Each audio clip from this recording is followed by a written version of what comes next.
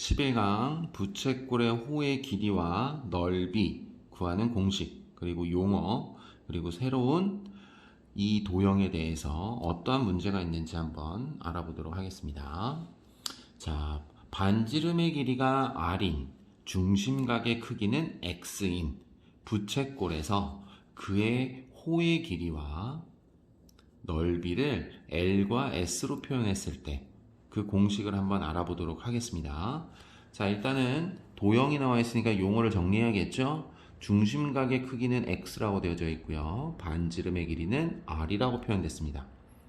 그때 호의 길이는 이 빨간색 부분이 L의 길이가 되는 거고요. 그때의 파란색 부분은 부채꼴의 넓이가 될 거예요. 그러니 원래 이 호의 길이와 이 부채꼴의 넓이는 원의 일부분이었어요. 그렇기 때문에 원의 호의 길이, 원주라고 하죠. 그리고 원의 넓이에서 전체 360도에 대한 이 x라는 각의 비율을 곱해주시는 거예요. 어렵지 않죠? 네.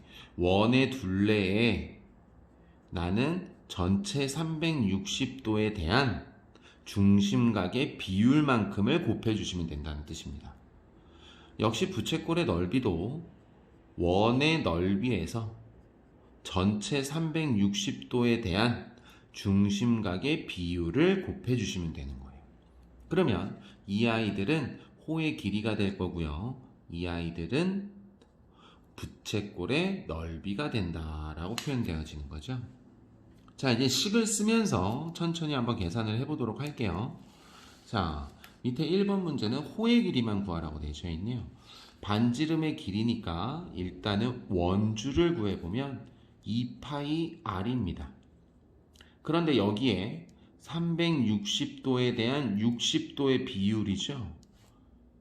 당연히 숫자는 숫자끼리 약분이 가능하니까 분모가 6이 될 거고요. 6은 2 곱하기 3이기 때문에 남아있는 값은 파이입니다 라고 쓰셔도 된다라는 얘기예요. 자, 이번엔 넓이도 한번 구해보도록 하겠습니다. 자, 2번에 2번이죠. 반지름의 길이가 6이니까 파이 r제곱이라서 6의 제곱은 36이 될 거고요.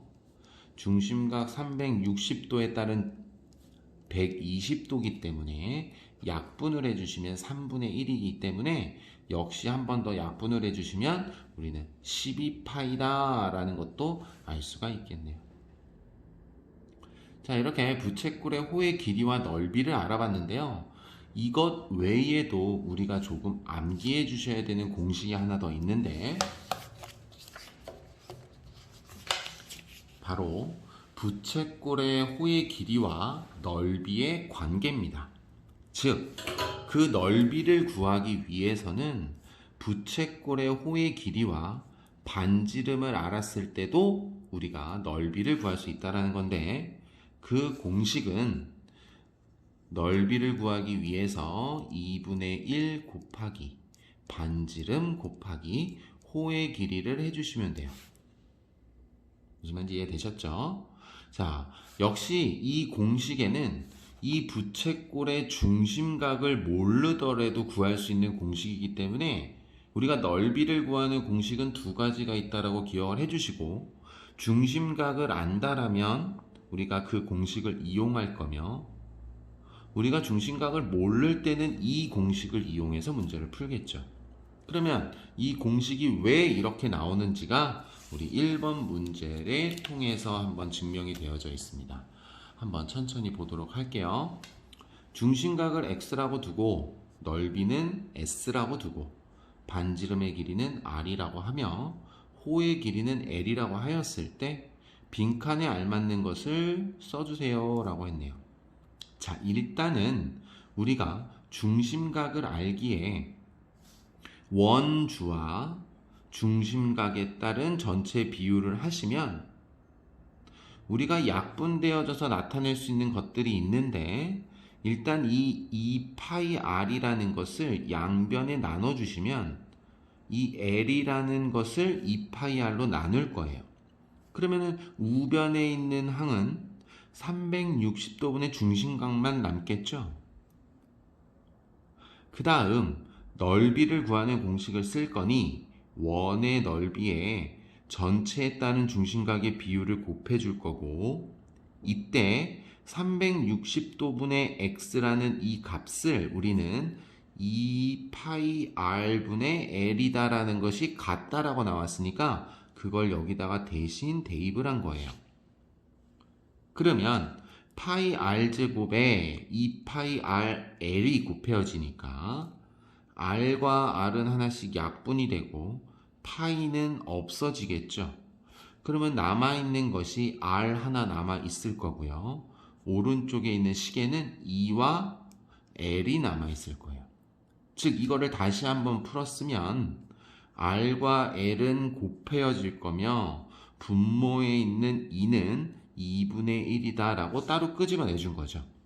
결국 우리가 넓이를 구하는 공식을 나타낸 거니까 우리가 방금 위에서 공부했듯이 2분의 1 곱하기 반지름 곱하기 호의 길이가 이 부채꼴의 넓이 구하는 공식으로 풀 수가 있구나 라고 할 수가 있겠습니다.